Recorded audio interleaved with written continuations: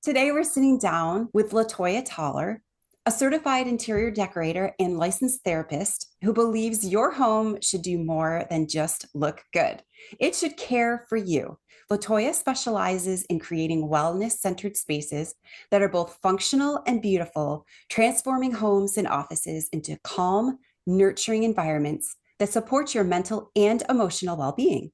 She combines her background in therapy with her passion for design to help busy families and professionals find peace and balance right where they live and work.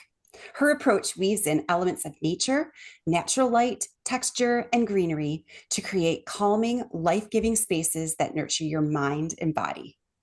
As a mom and caregiver herself, Latoya understands the power of having a home that truly restores you, a place where you can exhale, recharge, and reconnect with what matters most. And before jumping on, Latoya and I were connecting about having teenagers and what that means for our Yeah. environment. It's kind of like toddlers, but with like more mature items around the house. Longer legs. With longer legs, yes. Yes, exactly.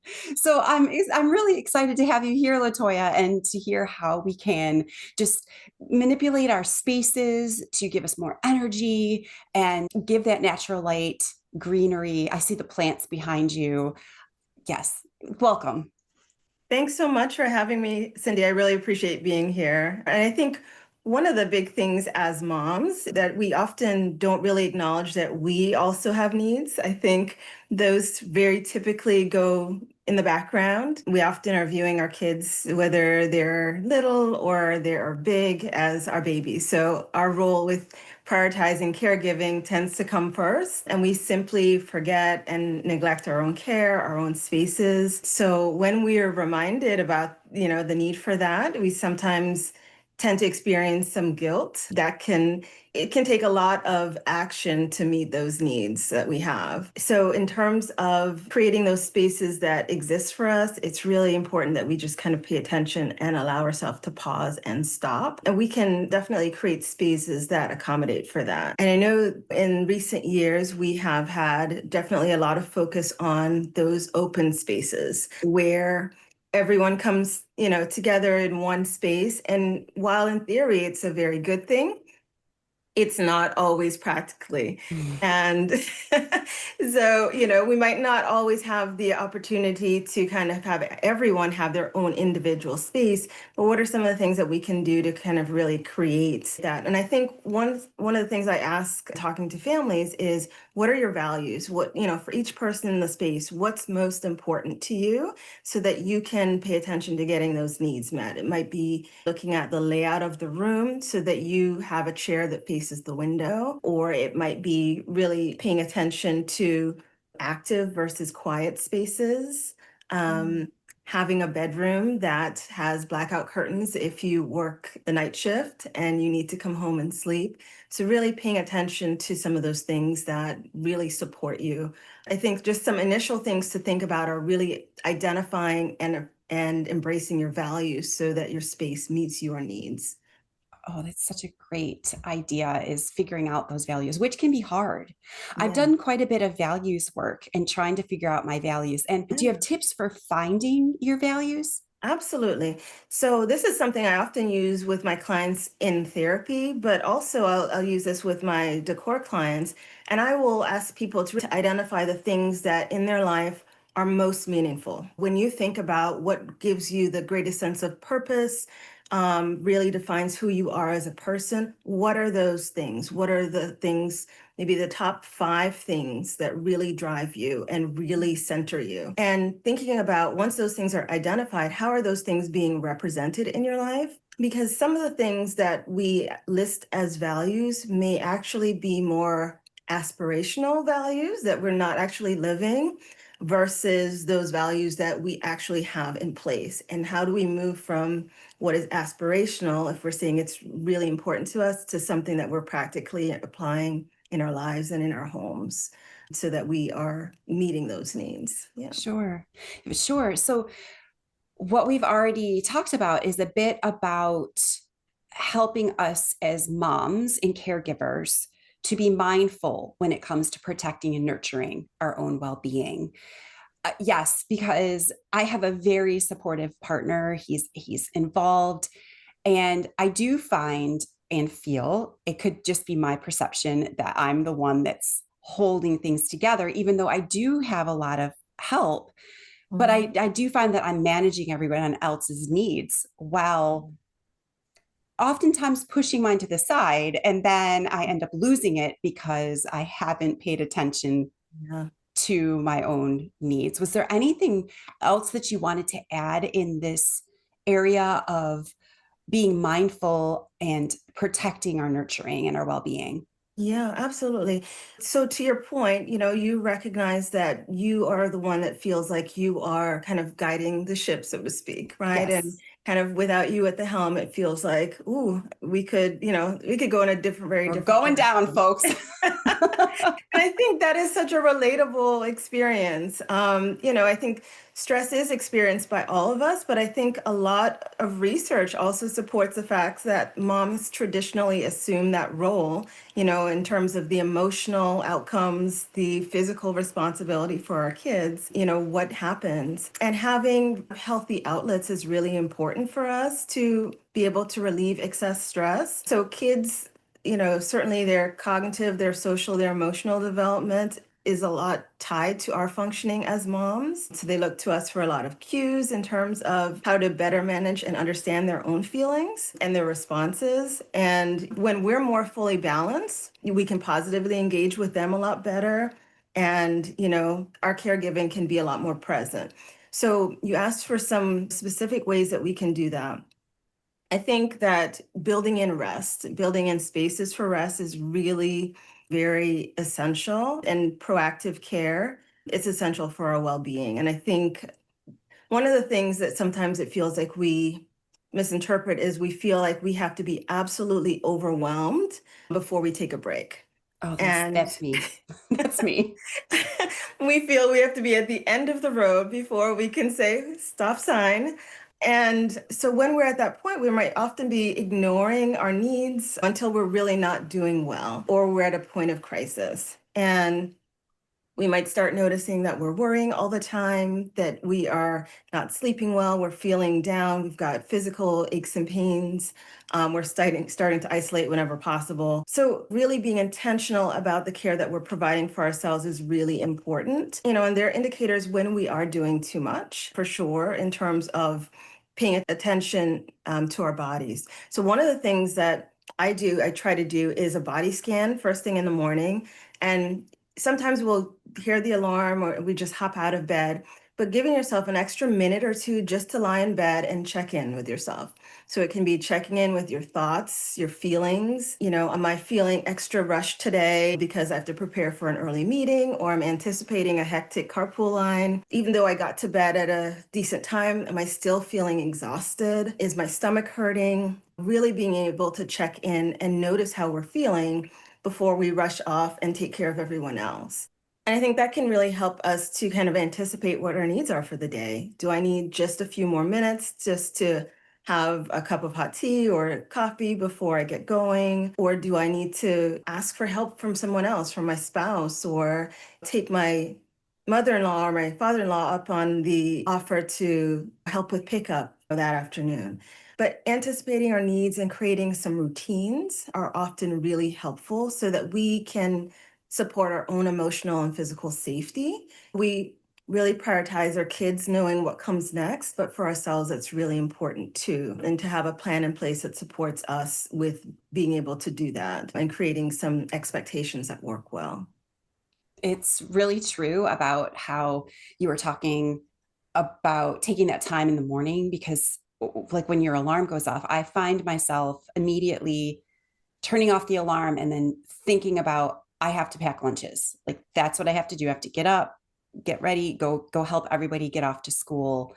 And my needs are not front and center. And so some of that I wonder, is that me putting this on myself? One, not wanting to relinquish control because I am the nurturer, I am the person Mhm. keeping the ship afloat, which I think I've created a little bit in my mind because, like I said, my spouse is very active in there. Mhm. But how is it also part of this is me failing to pause, like you had said, and think about my day and think about things that I can do to take care of myself during my day. Mhm. So I love what you said in there, but I want to ask you, is there actually a piece of us creating this chaos in our minds for ourselves? Like, are we doing some of this to ourselves? I think we are. Yeah. Yes. You know, we might be more absolutely the nurturers in some ways as moms. We're kind of inherently conditioned to, kind of notice certain things. But I think we don't necessarily practice those tools that can help us as much. And I always say, and it's research supports it takes 30 to 90 days for a good habit to take root. And if we are, we might know a thing, but if we're not putting it in practice, it's going to fall away. And so we might say, okay, I know that if I just take a few minutes, if I, kind of can wake up 20 minutes earlier when the house is quiet, that really helps my day, helps me to be focused. But we may not always do the things that prioritize that and allow the practice, the consistency of that. And so being as intentional as we are with the other parts of our day can really be grounding and help us to recognize that, we're a big part of the equation too. And to be able to fully support, our kiddos and our spouses, the other people in our lives, that is also really, really high on the list. Sure. So, in all of this, I've recognized that my home plays an impact in how I feel. So if my environment around me is cluttered or, Mhm. things are broken or whatever, it has an impact on the energy that I'm feeling and it Mhm. shifts my mood. I can actually feel my mood shift if I come downstairs and the kitchen is a mess. So I would love to hear your thoughts on how we can create environments that restore us rather than draining us. Because we Mhm. talked about some of the things that are in our control. We've talked about some of the things that we put on us unknowingly because we want to have the control. So now, if we could just take control over our environment. So, how can we design or refresh our home spaces with intention so that they truly support our emotional and mental well being? Yeah, absolutely. I think one of the pieces around this might be to start with mindset. So I think when we think about interior design or decorating, I think a lot of times we consider that a luxury service. So it's not Right. necessarily for everyone. And I really think about this very differently. I think intentional design is something that supports our well-being and it's something that we all need. Even if we have a different price point. And there are things that we can absolutely put in place to support being able to live well. And, there are going to be definitely different ranges of this, but it's essential for us to feel like we can have a functional space, a welcoming space, a calming space, something that represents us, when we come home and someplace that allows us to rest. All of those things create, again, emotional safety and support what we need. So, some of the things that I really try to emphasize would be personalizing your spaces. Sometimes it could be we've moved into a new home, we're so busy going that it feels like our home still looks like a box. We haven't, you know, put in Mhm. place things that are meaningful to us. It's just a place where we sleep at night. And so being able to think about including those items in our homes that are reflective of us. It might be when we're identifying those values, we recognize I feel most at peace when I have gone to the ocean. It mightn't be that we can buy a beach house, but it might be that we can pull out some of those photos of us at the beach to create a gallery wall that we've had, in the boxes in the garage, Yeah. in terms of that being, an approachable way to bring front and center something that, again, is really meaningful for us, something that kind of reminds of us of our most important family memories, and not having in place things that we don't feel connected to, things that don't create happiness for us, things that are in place because they are meaningful to other people but not to us. So it could be that maybe we are housing things that belong to a distant relative, and they may be meaningful in their own way, but they maybe not have the same sentiment to us. And are there ways that we can still honor our loved one and the items that they had, but not necessarily maintain them in our space if it doesn't hold the same meaning for us? You referenced clutter. One of the things that I also like to do is leave at least one wall in a room that is blank. And I think it can Oh, be really helpful in terms of giving our eyes and our minds someplace to rest. I think a lot of times there's so much to look at, and it can represent clutter that also impacts our minds and our focus. And so using the spaces to display our art and our photos and things that are important for us, but also creating a little space so that we're not feeling overwhelmed. And again, we can have some space that is quiet, even so. I like to use a lot of natural color palettes, things that evoke the sense of nature, because a lot of us are really drawn in by nature and just made much more relaxed by it. So I'll use a lot of blues and greens and browns and whites, a lot of tones that we might see reflective and make us feel good and connected as well. And, I use a lot of what we call biophilic design. So mhm. it's really that natural element, use of texture, use of a lot of natural light where possible, use of elements, plants, elements that are really going to draw us in, help us to feel calmer, reduce toxins in the air, sustainable, eco-friendly products and elements that we can introduce to our spaces. And I think it's important to tell everybody that there are some plants out there that are low maintenance for people like Yes, me that do not have yes, a green thumb. One of those plants is a pothos. yes, it is. It's pothos. And yes, I can water this thing once a week And and it's then it fine. flourishes. It can tolerate the dark. It can tolerate lighter conditions. Absolutely. Yes. Pete's lily is also another great plant that helps to remove toxins from the air. The snake plant is one that also is fairly low maintenance as well. So, right, I think sometimes we think there are things that require too much energy, but there are some things that can work really well for us in our spaces. Sure. Yes. So, as we wrap up our discussion, I would just like to connect with you a little bit as a mom to mom having teenagers and the spread. I mean, when they were young, it was toy spread, and it's always been the school spread, like papers coming home from school, and then they just get dumped on the counter or projects or whatever. What do you do with teenager spread? They will drop anything anywhere. And then you're like, please pick up the counter, pick up your room. And they're like, okay. And then it doesn't happen. Yeah. Do you have secrets? I don't know if there's secrets. I do. I think one of the things that I try to do is really kind of reinforce the what comes next in terms of if there are things that are really meaningful for them, those things can be accomplished once we take care of the things that need to happen, Mm, right? So it's always, can I, and yes, when. I think that's something that I started to use early on and I still use. So when you've been able to put away these school papers or the shoes that are forming a collection in the hallway, then we can move on to those things. I'm really excited for us to go do this when. And so it kind of puts some of the responsibility back on them in terms of when it actually can happen versus me just being the bad guy and saying no.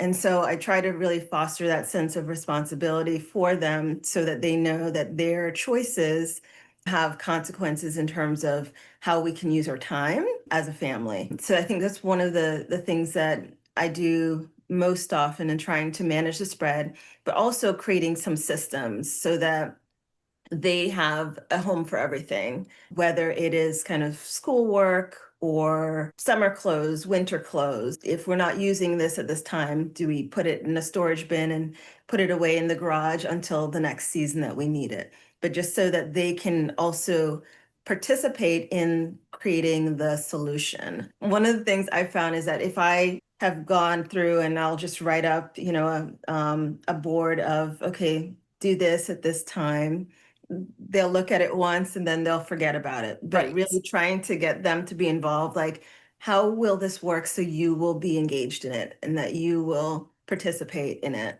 That feels not often 100% effective, but more effective in terms of them being a part of the solution and joining us, in terms of getting done what needs to happen. So I think there's not necessarily you kind of one way, but trying to see what works for your family and just be flexible about the fact that it can change if you're feeling like it doesn't in that time. We have a plan until we don't. And then we need a new plan, something that feels like it's going to be more effective and then going with that. Yeah. That's so true. We have a plan until we don't. That's great. I need to remember that one. When you have clients and you sit down with your clients, what does it look like? You incorporate helping them with their surroundings as well as talking to them with what cognitive behavioral therapy is that the process that you use with them? That is just such a wonderful tool that you have that you can incorporate those together because you're absolutely right. Environment does affect your well-being and vice versa. So I love that. And that's just like any other therapist that has a specialty. Thank you so much. It's been such a pleasure to sit down with you and to have this talk with you. Thank you so much. I've really enjoyed talking with you as well, Cindy, and just supporting moms. And I think we all have so much that we can give back to ourselves. So thank you for your time today.